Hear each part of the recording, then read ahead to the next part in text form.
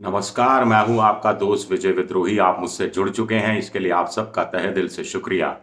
और अगले 6-7 मिनट में आपसे जुड़े रहने की कोशिश करूंगा। मेरी आपसे एक ही गुजारिश है कि वीडियो पूरा देखिए, पसंद आए तो लाइक कीजिए, सब्सक्राइब कीजिए और शेयर ज़रूर कीजिए। तो सचिन पायलट का राजस्थान में क्या है 5 का पंच?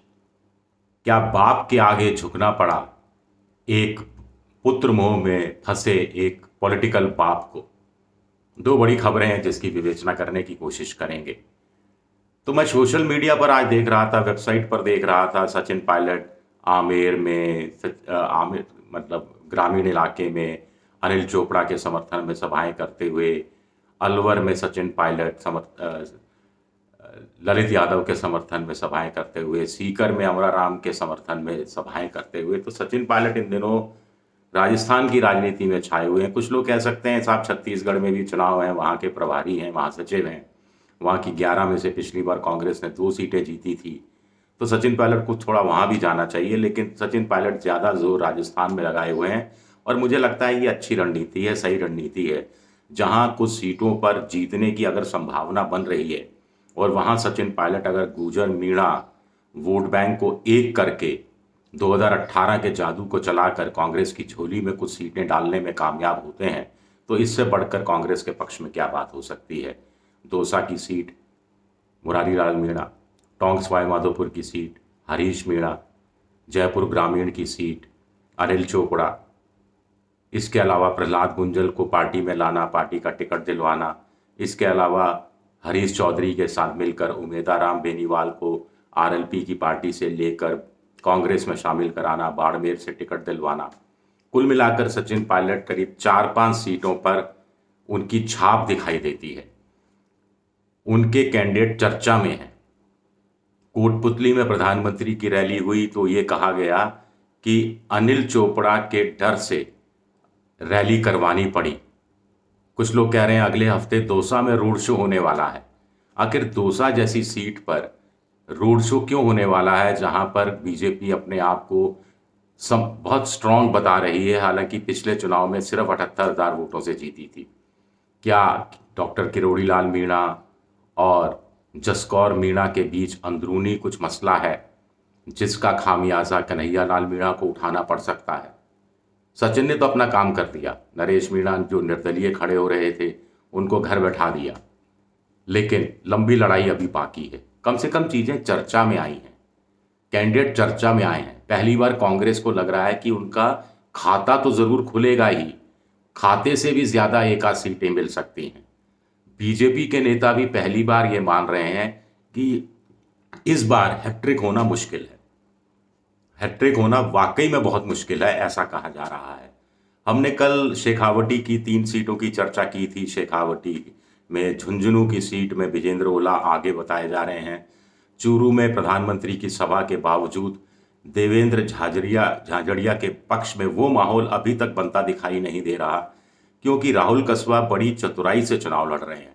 वो कांग्रेस में चले गए हैं लेकिन बीजेपी के खिलाफ कुछ नहीं बोल रहे, मोदी जी के खिलाफ कुछ नहीं बोल रहे और कांग्रेस के पक्ष में भी बहुत ज्यादा नहीं बोल रहे हैं।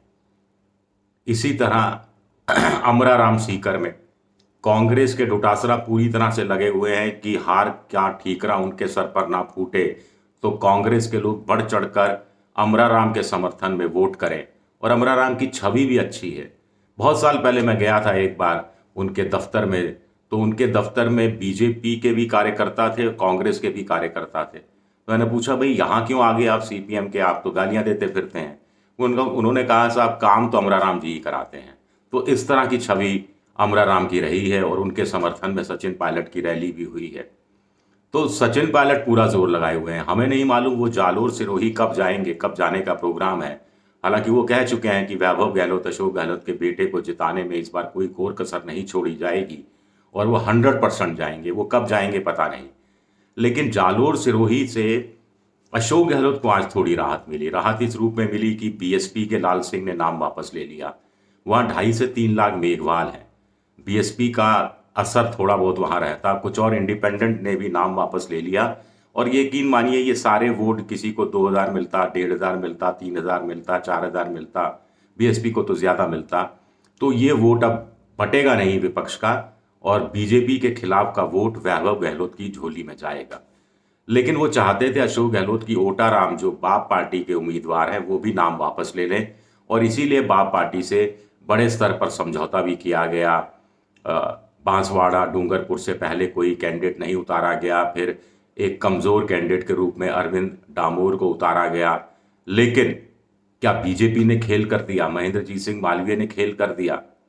बागीडोरा के उपचुनाव का कांग्रेस का उम्मीदवार गायब हो गया, लोकसभा का उम्मीदवार गायब हो गया, आज नामांकन का आखिरी दिन था और कांग्रेस को 6 साल के लिए निष्कासित करना पड़ा, जैसा कि खबरें आ रही हैं डामोर को। तो यहाँ कुछ स्थिति डामाडोल होती नजर आ रही है। लेकिन बाप ने भी अपने उम्मीदवार वापस नहीं लिए हैं। जहाँ तक मेरी खबर है कि ना तो उदयपुर से नाम वापस लिया गया है, ना चित्तौड़गढ़ से नाम वापस लिया है। लेकिन अशोक गहलोत अपने बेटे को जिस ढंग से जिताने के पूरे हाथ पैर मार रहे हैं, आदिवासी जो गरासिया और गमेती है वो भी करीब 1-1.25 लाख माने जाते हैं। जालोर और सिरोही की जो लोकसभा सीट है उसमें मोटे तौर पर वहाँ पर सिरोही में है, जालोर में तो बहुत कम है, आदिवासी नहीं के बराबर है। लेकिन अगर ओटाराम सीधे सीधे नाम वापस ले लेते तो अशोक गहलोत को फायदा हो सकता था। अब हो सकता है अशोक गहलोत का बाप पार्टी से ये समझौता हुआ हो कि कैंडिडेट बहुत ज़्यादा मेहनत नहीं करेंगे और अंदर खाने कांग्रेस के पक्ष में ही वोट देने की अपील करेंगे। आप नाम वापस नहीं लें, आप कहें कि हाँ मैं चुनाव मैदान में खड़ा हूँ, लेकिन आप वोट अशोक गहलोत के बेटे वैभव गहलोत के दीजिए, मैं उनका समर्थन करता हूँ। इस तरह की बात भी कही जा सकती है, इसमें कोई प्रॉब्लम भी नहीं है। क्या इस तरह का माहौल बनाने की कोशिश की जाएगी, ये देखना दिलचस्प है। लेकिन सचिन पायलट पर नजर रखना बहुत जरूरी है। क्या लोकसभा चुनाव में इस बार कांग्रेस का खाता उनके समर्थकों में से कोई खोलेगा, या फिर वो श्रेय चला जाएगा राहुल कसवा को, या वो श्रेय रविंद्र भाटी के कारण चला जाएगा उमेदाराम बेनीवाल को? ये देखना भी दिलचस्प रहेगा। शुक्रिया, बहुत बहुत शुक्रिया।